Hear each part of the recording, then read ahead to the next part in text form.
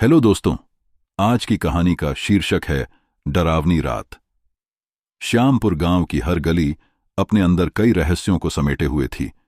यह गांव अपनी गोस्ट स्टोरी के लिए दूर दूर तक मशहूर था। गांव के बुजुर्ग अक्सर रात की आग के पास बैठकर इस गोस्ट स्टोरी को सुनाते थे। कहते थे कि हर पूर्णिमा की रात वहां एक भूतनी दिखाई देती है। इस भूतनी की कहानी से अर्जुन बेहद प्रभावित था। वह हमेशा सोचता कि क्या वाकई में यह गोस्ट स्टोरी सच हो सकती है। अर्जुन के मन में इस गोस्ट स्टोरी की सच्चाई जानने की तीव्र इच्छा थी। उसने अपने दोस्तों से कहा, आओ इस बार हम इस भूतनी की सच्चाई का पता लगाएंगे। लेकिन उसके दोस्तों ने डर के मारे उसे अकेला छोड़ दिया। अर्जुन ने अपनी हिम्मत को संभालते हुए अकेले ही इस गोस्ट स्टोरी की सच्चाई का पता लगाने का निर्णय लिया। पूर्णिमा की रात धीरे धीरे पास आ रही थी। अर्जुन ने अपनी योजना बनानी शुरू कर दी। गांव के बाहर स्थित पुराने महल की ओर वह बढ़ चला। यह वही महल था जो हर गोस्ट स्टोरी का केंद्र था। रात का अंधेरा गहराते ही चांदनी अपनी पूरी चमक के साथ आकाश में फैल गई थी। अर्जुन के कदमों की आहट सुनाई दे रही थी, जैसे वह किसी गोस्ट स्टोरी का हिस्सा बन चुका हो।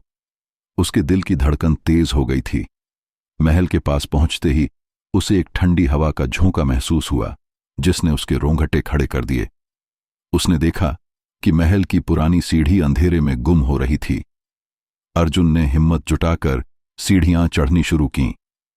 इस गोस्ट स्टोरी की यादें उसके मन में घूम रही थीं। अचानक उसे किसी के रोने की आवाज सुनाई दी। वह आवाज इतनी दर्द भरी थी कि अर्जुन का कलेजा कांप उठा। उसने आवाज की दिशा में बढ़ना शुरू किया। सामने एक कमरे में उसे एक साया दिखा। वह किसी महिला का था जो सफेद साड़ी में लिपटी हुई थी। अर्जुन ने हिम्मत करके पूछा, तुम कौन हो? यह वही क्षण था जब अर्जुन इस गोस्ट स्टोरी की हकीकत के सामने खड़ा था। वह साया धीरे धीरे उसकी ओर बढ़ा और एक ठंडी आवाज में कहा, मैं इस महल की रानी थी। मेरे साथ विश्वासघात किया गया और मुझे इस दुनिया से विदा कर दिया गया, लेकिन मेरी आत्मा को शांति नहीं मिली है। अर्जुन ने उस आत्मा की मदद करने का निर्णय लिया। उसने पूछा कि वह कैसे उसकी मदद कर सकता है। इस गोस्ट स्टोरी का रहस्य अब उसके सामने खुलने वाला था। आत्मा ने उसे एक पुरानी तिजोरी के बारे में बताया, जिसमें उसके जीवन की सारी सच्चाई दबी हुई थी। अर्जुन ने अपनी पूरी ताकत लगाकर उस तिजोरी को ढूंढा और खोला। उसमें रानी के जीवन की सारी सच्चाइयां थीं, जिन्हें जानकर अर्जुन स्तब्ध रह गया। इस गोस्ट स्टोरी का अंत अब उसके हाथ में था। वह सारी बातें लेकर उसने गांव वालों को बताईं और रानी के साथ हुए अन्याय को न्याय दिलाने की कोशिश की। धीरे धीरे रानी की आत्मा को शांति मिली और उसने अर्जुन को धन्यवाद दिया। अर्जुन ने महसूस किया कि उसकी हिम्मत और सच्चाई ने न केवल एक आत्मा को मुक्ति दिलाई, बल्कि गांव के लोगों को भी एक डरावनी रात से मुक्त किया। इस गोस्ट स्टोरी के बाद अर्जुन गांव का हीरो बन गया और उसकी कहानी ने उसे अमर कर दिया।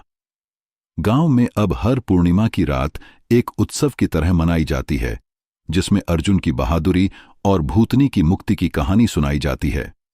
इस गोस्ट स्टोरी ने न केवल अर्जुन की जिंदगी बदल दी, बल्कि श्यामपुर के इतिहास में भी एक नया अध्याय जोड़ दिया। अर्जुन की बहादुरी और इस गोस्ट स्टोरी की सच्चाई ने श्यामपुर गांव के लोगों के दिलों में एक नई उम्मीद जगाई थी। लेकिन इस कहानी का अंत यही नहीं था।